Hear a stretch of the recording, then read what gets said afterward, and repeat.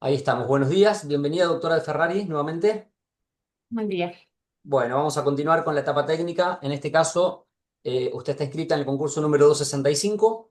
Vamos a presentar nuevamente al jurado de este concurso, a la doctora María Sol Valero y al doctor Marcos Moreno. Bueno, doctora, usted sabe que tiene 15 minutos para exponer el tema que ha elegido. ¿Está bien? Ahí va a tener en pantalla un reloj que ahora va a aparecer para que pueda ir ordenando un poco la exposición. Y cuando termine, el jurado le va a hacer las consultas que considere pertinentes.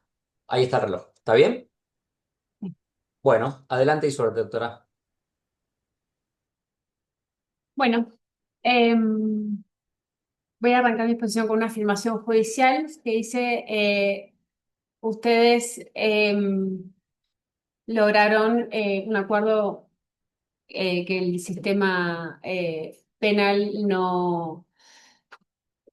eh, no, quiero empezar de vuelta. Tranquila. Em, Bien, ustedes gestionaron un conflicto y resolvieron una cuestión que el sistema penal no logra. Esto hace a el proceso composicional. Em, Binder habla que el proceso penal cumple dos funciones. Una es la de garantizar, digamos, la estructura de un proceso y luego habla de una solución menos violenta, que esto es el proceso composicional.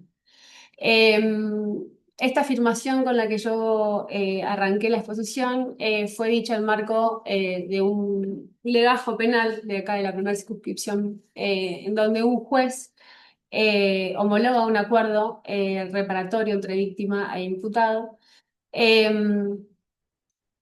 y destaca justamente tanto la actitud del imputado en reconocer el daño y reparar, y el ánimo de la víctima en el poder perdonar y acordar con el imputado. Esto me lleva a pensar a mí en que el sistema penal hoy está saturado por diferentes cuestiones y en todas ellas es el manejo de la gestión de conflictos, el mal manejo de la gestión de conflictos. En este caso, Binder hace una estructura en cuanto a posibles salidas alternativas. Una de ellas es eh, justamente poder capacitar las distintas organismos, como son, no sé, los juzgados de familia, civiles, defensa del pueblo en caso de conflictos comunitarios o vecinales. Otra es la reducción, o sea, la no penalización, esto es entablar, digamos, posibles salidas menos violentas, justamente pensando que el sistema penal es de última ratio, que la conducta sea, digamos, como una pena más en sentido restaurativo del imputado. Eh, Esto está enmarcado en nuestro marco normativo, se encuentra en el Código Penal en cuanto a la extinción de la pena y la posibilidad de la suspensión del juicio a prueba, en nuestro Código Procesal Penal en materia de justamente esto de lograr acuerdos restaurativos eh, en aras al principio de criterio de oportunidad. Eh, Luego también, llevándolos a un plano más constitucional, tenemos dentro de nuestra Constitución el principio de autonomía de las partes eh, y la tutela judicial efectiva. En materia de la Convención Americana de Derechos del Hombre, una de las que más me resuena es justamente derecho de la víctima a no solamente ser escuchado, sino a poder perdonar. Y luego en materia de justicia restaurativa, tenemos el Manual de las Naciones Unidas, que hace todo un estudio en donde se analiza que la reincidencia de las personas que son llevadas a este tipo de, digamos, conductas y de procesos restaurativos tienen menos reincidencia. Esto es porque justamente logran acuerdos en donde se responsabilizan, no solamente reparan el daño, sino que restauran el conflicto. Eh, Luego está dentro, en el año 2002, la ONU sacó los principios básicos en donde promueve que la, digamos, promueve que los operadores jurídicos nos animemos a eh, utilizar este tipo de herramientas, porque justamente lo que promueven es la creatividad a la hora de tener herramientas que no sean una pena de prisión. Eh, Ahora bien, dentro del marco del proceso de composición, a mí me lleva a pensar el hecho de, digamos, en la jurisprudencia citada, que es la del fallo Curaqueo, se tuvo en cuenta justamente eh, y el ánimo del imputado, que fue una de las preguntas que le hizo el juez. Digamos, vos realmente reconoces el hecho y estás de acuerdo con la calificación eh, dada por el fiscal y el señor Curaqueo dijo que sí, que justamente estaba arrepentido y su única, digamos, posesión de valor era una moto, la cual ofreció en forma de reparación. Y con esto voy a que, digamos, en el proceso composicional capaz se habla de que la restauración sí o sí tiene que ser de manera económica y va mucho más allá de eso. Lo que habla la justicia restaurativa y el objeto de la justicia restaurativa es más en un plano, si se quiere, emocional, es de sanar el conflicto. Habla de delito como conflicto interpersonal. Eh, entonces es allí a donde nosotros nos encontramos hoy en el sistema penal con el mayor de los conflictos. ¿Por qué? Porque este proceso composicional está reducido simplemente a delitos patrimoniales o de escaso valor, o bien a cuestiones que son más bien vecinales o cuestiones, si se quiere, de propiedad. Y no de violencia. ¿Y por qué no de violencia? En lo personal entiendo que es una falta de mecanismos, de herramientas en cuanto a capacitación de los distintos operadores jurídicos, de los distintos fueros. Eh, Obviamente se podría plantear que este proceso composicional se dé desde la etapa de investigación. Em, Nosotros, digamos, en materia de aplicación al margen del marco normativo, también en el derecho comparado, hoy tenemos en el Código Germánico el artículo 46, que justamente hace hincapié en esto que sucedió en Curaqueo, en que uno de los atenuantes es que el imputado reconozca el daño y se haga cargo. Y ahí habla de una política criminal. Esta política criminal que es minimalista, que es garantista, que habla de buscar una solución que no solamente termine en una pena, sino que la solución sea integral, en donde no solamente se repare, digamos, se le dé el daño y se imponga una pena de prisión, sino que se le repare a la víctima acorde a lo que ella pretende, a la comunidad. Y bueno, y con estos parámetros se cumple un poco lo que nos pide la justicia restaurativa en esto, de que la víctima sea escuchada, eh, de que justamente los procesos sean de manera voluntaria. Nosotros hoy en el sistema penal, la víctima o sea, tiene una participación que es escasa en este tipo de procesos. Y entiendo que llegar a este punto de aplicación hace a que el sistema penal humaniza digamos, la conducta que digamos, se le pone o se le impone al imputado. Eh, y bueno, justamente esto es lo que hoy como operadores jurídicos tenemos nosotros de ser creativos a la hora de buscar herramientas o mecanismos para defender. Entiendo que como defensora no solamente es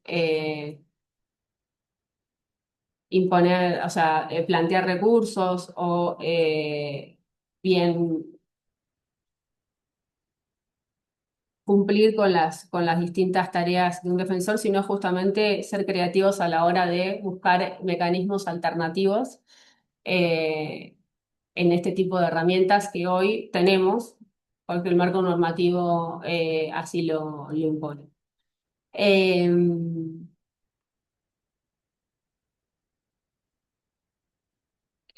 o sea, también hay algo importante que la Corte Interamericana de Derechos Humanos aplica estos criterios de justicia restaurativa. Hubo dos fallos resonantes. Uno es el de Páez con Chile, en donde se le, digamos, se le impone el deber de reparar integralmente a la víctima.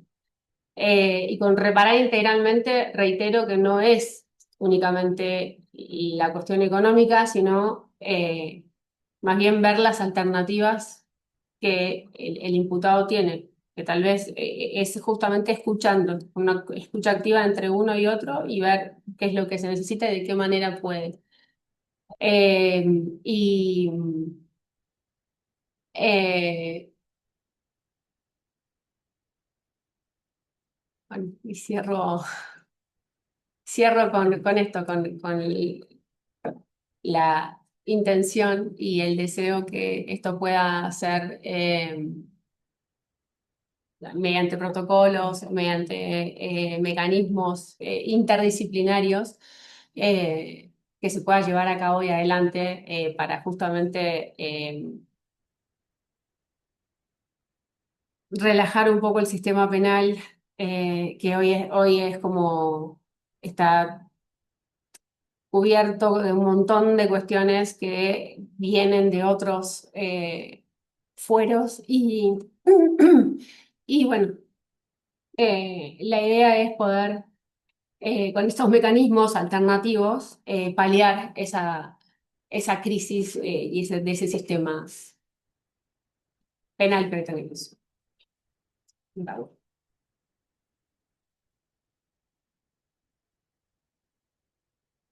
¿Dolores o Josefina? Dolores. Dolores. ¿Cómo estás, Dolores? Bien. Sale mejor en casa. Muchas gracias por concursar. En nombre de ambos, te damos la bienvenida. Nosotros te vamos a evaluar. Eh, a pesar de que nosotros te vamos a evaluar, vos llegaste hasta ahí y vos sabes lo que significa, y tu esfuerzo sabe lo que significa, así que felicitaciones por eso. Gracias. Eso en primer lugar. En segundo lugar, empezaste mal, empezaste balbuceando y has desarrollado y terminado muy bien. Eh, Puedo leer entre líneas que debajo de todo lo que decís, y debajo de tu tranquilidad y debajo de tu oralidad pausada, eso significa que vos tomás distancia de lo que decís y le da mayor respeto a lo que decís. Razón por la cual puedo observar que dentro de lo que decís vos hay muchas horas de lectura, que me parece que tomás la humildad de no decirlo, así que ese es ese es un bien muy bueno para vos. Sí, sí. Comparto casi todo lo que decís. En primer lugar, porque durante mucho tiempo Poder Judicial y gestión fueron mala palabra y hoy en día es como que estamos ahí queriendo. En segundo lugar, porque generalmente los instrumentos internacionales o las enseñanzas que nos dejan los instrumentos internacionales, por los medios de comunicación, llámalo como quieras, amarillistas o lo que quieran, siempre dicen una parte. Y como bien dijiste vos, la víctima tiene el derecho de ser escuchada, pero también tiene el derecho igual a poder perdonar, eso no lo dicen nunca. Nunca. Eh, Dicen que los procesos composicionales, de los que vos muy bien hablaste, no incluyen la violencia de género, pero sin embargo los instrumentos internacionales afirman eso siempre y cuando pueda comprobarse que haya un poder del hombre sobre la mujer o de un género sobre el otro. Sería más correcto decirlo, que eso tampoco lo dicen. Y si soy sincero, realmente tenés el perfil de defensora, pero también te quiero decir que vas a sufrir mucho con tus ideas. Puedo recomendar que te vayas a los países nórdicos, Suecia, Suiza, donde tienen esta ideología abierta. Y también coincido con vos en que hace falta que tengamos una enseñanza de humildad, porque vos bien dijiste el tema de la capacitación de los operadores judiciales. Muchos errores de los que tenemos hoy en día son precisamente por eso, porque no formamos, no capacitamos, no estamos de acuerdo desde los órganos de poder en que se tomen licencias para ir a capacitarse, lo vemos mal, lo seguimos viendo mal, no concedemos licencias con goce de sueldo. Así que coincido en casi todo lo que decís. En realidad en todo lo que decís. Yo solo te voy a hacer una sola pregunta, que si bien, y en esto quiero que me ayudes, hay una causa de suspensión en relación a, que también lo vimos en el examen, a los delitos contra el integridad sexual cuando involucran a menores de edad, que si bien no recuerdo fue en el año, ¿te acordás? En 2015 se Sí, reformó el Código Penal y estableció específicamente esta causa de suspensión de prescripción. sí, ¿Sí? Vos como defensora, sí. ¿qué principios constitucionales verías afectados en virtud de este planteamiento? ¿La reforma antes o la reforma posterior? Bien. Yo entiendo que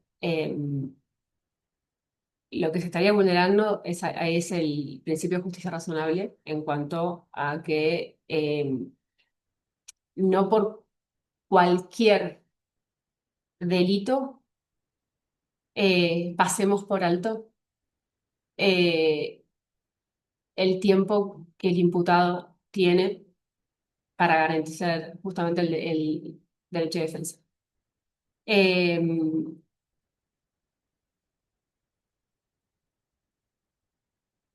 Eso y además el principio de inocencia. Y en cuanto a si yo te agrego un elemento más, que es la imprescriptibilidad o la prescriptibilidad, como lo quieras ver, de los hechos, ¿qué dirías en relación a eso? En relación a quién, si es imprescriptible o no es imprescriptible. Eh, Entiendo que ese tipo de delitos eh, Tu opinión, ¿eh? No, eh, no lo que tú, es, la tuya. es debatible. Es, a ver, son imprescriptibles siempre y cuando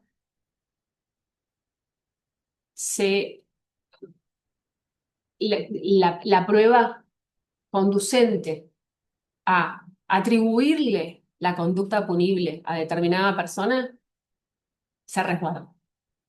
Sin elementos probatorios y con el mero hecho digamos, de lo que haya sucedido, me parece que no hay prescripción que valga, porque le hacemos perder tiempo a la víctima, porque no estamos poniendo en tela de juicio que ese delito haya sido cometido, sino más bien lo que se pone en tela de juicio es todo el tiempo que se perdió para encontrar al responsable. Dolores, te voy a hacer, volviendo a tu tema, te voy a hacer una pregunta solamente si entendés que existe algún límite respecto del tipo de delitos para implementar estas soluciones restaurativas. Si existe o no existe y si está bien que exista o no exista. Entiendo que los límites son los que impone la ley, ¿sí? Ahora bien, yo considero que dentro del proceso composicional se pueden restaurar cualquier tipo de conflicto, es decir, cualquier tipo de delito. De cambio de tema ahora, vamos a una cuestión más procesal. Estás asistiendo a una persona que viene acusada por un hecho cuya calificación legal no admite la posibilidad de una condena en suspenso. A raíz de, por la gravedad del delito que se le atribuye, a raíz de un planteo que haces vos en el control de acusación y que resulta exitoso, se modifica la calificación legal por una menos gravosa, donde sí se admitiría, por el quantum punitivo, una posibilidad de condena en suspenso. ¿Podrías plantear algo? En caso de que pudieras plantearlo, ¿qué plantearías? Entiendo que la atenuación de esa pena implica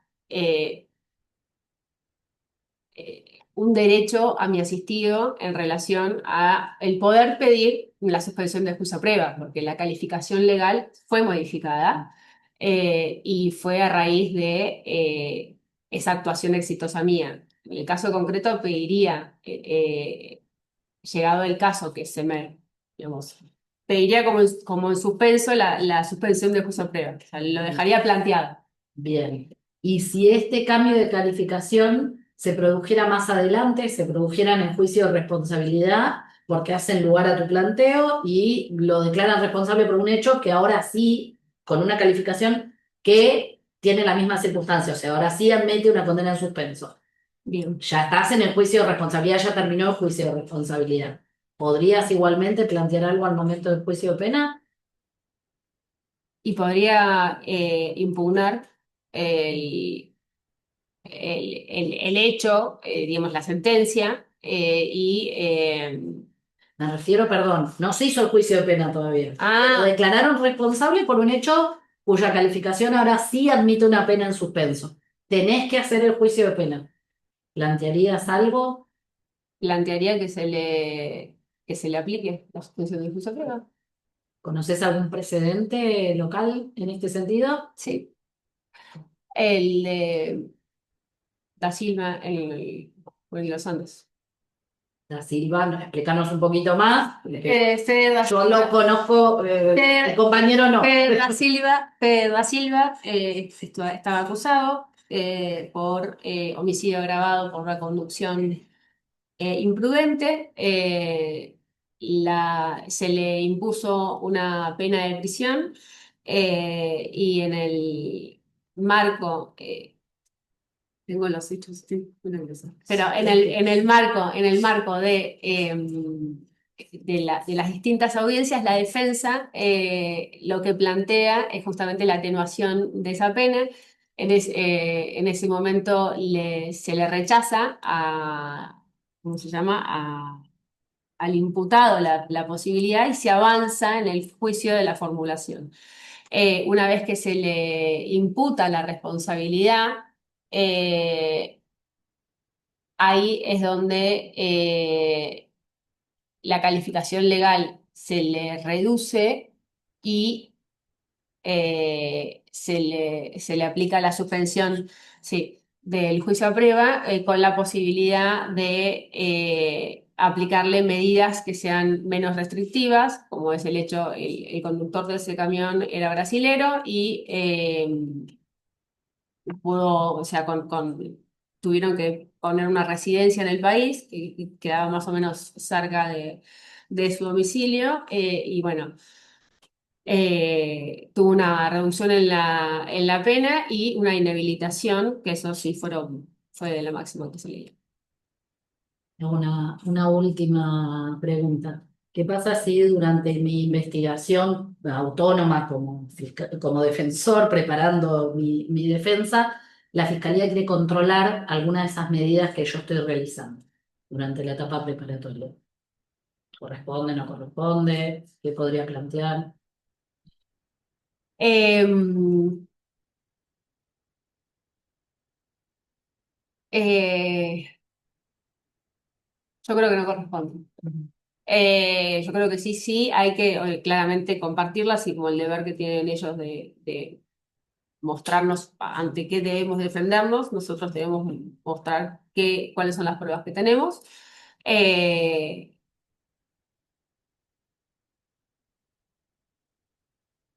pero sí.